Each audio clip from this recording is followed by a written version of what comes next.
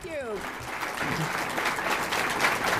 Well, it is great being here with all of you. I consider myself an honorary woman of steel, so being back with all the steel workers is a great privilege, and I want to thank your extraordinary president. You know, Leo is truly a visionary leader for labor, and he understands what we have to do to bring back the manufacturing base of America. He understands that sometimes you have to push pretty hard in order to move the political system, and I've been on the receiving end of some of those pushes, and so I appreciate it and I recognize the importance of it. But he also understands that we need to think globally, to form alliances with workers around the world, to strengthen the trade union movement. So I appreciate the kind words, Leo, and I especially appreciate our partnership because it means a lot to me personally, and it's been a great help to me in my office. Someone who's not here that I want to acknowledge is a great friend of labor and a great friend of mine, former Congressman Dick Gebhardt. And Dick wasn't able to be here, but I was thrilled when he endorsed my candidacy yesterday. Dick Gebhardt is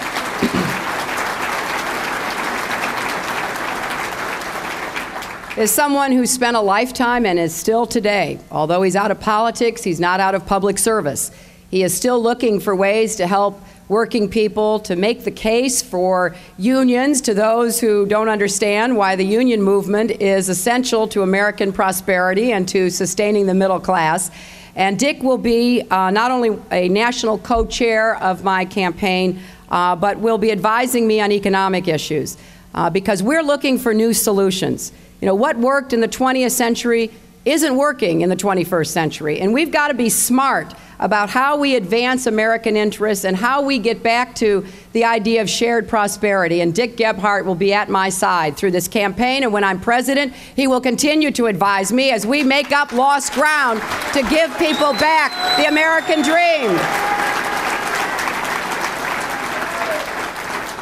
I also know somewhere in this audience is my dear friend and also a national co-chair of my campaign, Congresswoman Stephanie Tubbs Jones. I mean, she lit up the place yesterday, I know.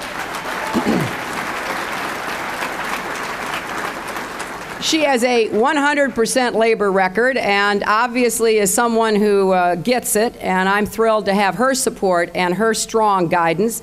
I want to recognize Jim English as well. Jim is here somewhere. You know, when you stand up here, the lights are in your eyes, you can't see anybody. So I assume there are people out there, or at least there's a track playing applause. But it's great to be with all of you, to be with the executive board, but particularly to be with the leaders of this great union. You know, there's hardly a square foot of America that you don't have your fingerprints on. You have organized across the economy. And I'm grateful to you because that's part of what we have to do to change, to bring the message of why the American labor movement, why the trade union movement is essential to those who aren't in a union. We got to get back to making the case that America works best when we have a balance of power. That certainly is true in the government, isn't it? We have seen an abuse of our we've seen an abuse of our government under this administration. They seem to forget we're supposed to have a separation of powers. We're supposed to have checks and balances. Well, it's the same thing with the economy. That's why the American labor movement has been an essential partner in building the American middle class and in creating the strongest economy in the history of the world. So you're making the case to people who need to hear that message. And I always tell anyone who asks that if you want the safest, proudest, hardest working, highest skilled workers, there's only one place to look, and that's to our unions, because that's what you provide to people every day.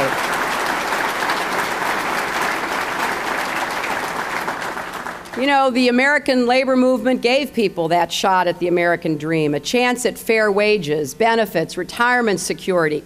And the middle class has been the engine of our economy. And I've been going all over the country making the case that we've got to renew the promise of America for the American middle class. With all due respect to my folks on the other side of the aisle in the Senate and the House, it is not rich people who made America great, is it?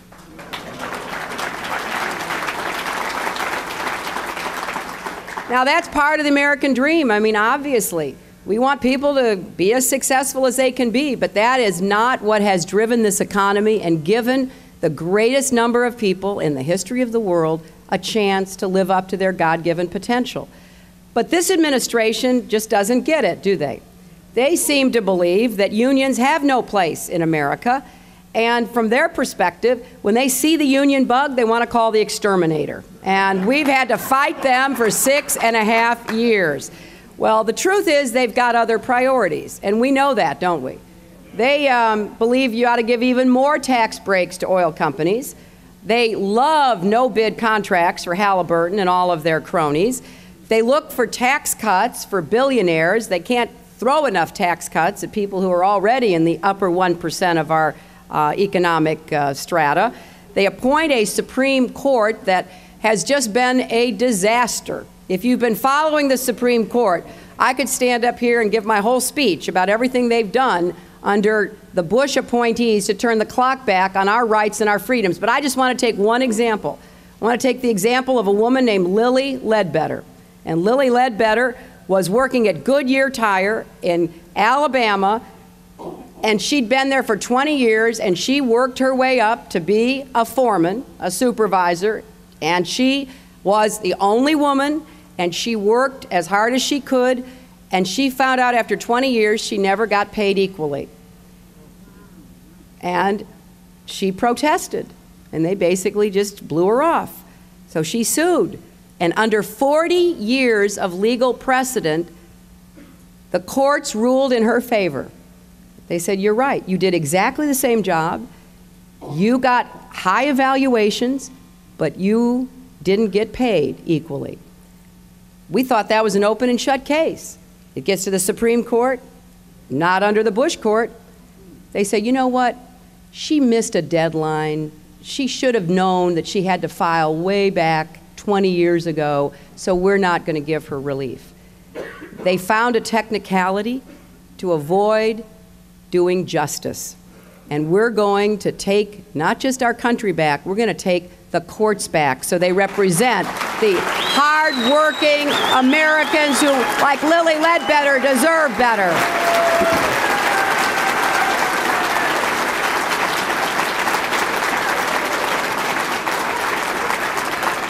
You know, I know there's going to be so much work to do when we finally say goodbye to the Bush-Cheney regime. And we've got a lot of repair work to do. Now, we've stopped them on some things. Remember when they wanted to privatize Social Security and let individuals bear the risk? That was part of their, quote, ownership society. Well, that means you're on your own as far as they're concerned.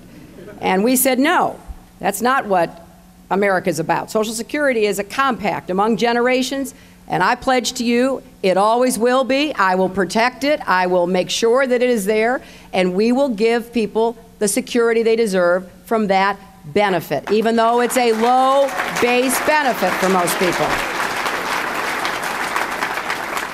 Their answer to health care is let the rich people put money in a tax-free account, and then that allows people who are both healthy and rich to get the best deal with little concern for the fact that we now have more than 45 million uninsured people.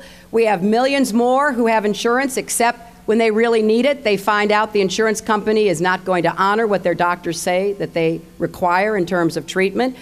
But you can't find this administration seeming to care. And as a result, our families have lost ground. Over the past 6 years, productivity among American workers, because we are the hardest working people in the world. Don't let anybody in management, anybody in politics tell you any differently. American productivity has gone up 18% in 6 years, but family incomes have dropped on average $1,300. So look at what's happening. What is happening is we're working harder and harder, but we're falling further behind while health care premiums are up, energy costs are up, try filling up your gas tank, as you all know so well, education costs are up, and so you've got people running harder and harder, and they're not even staying even. They're slowly but surely falling back.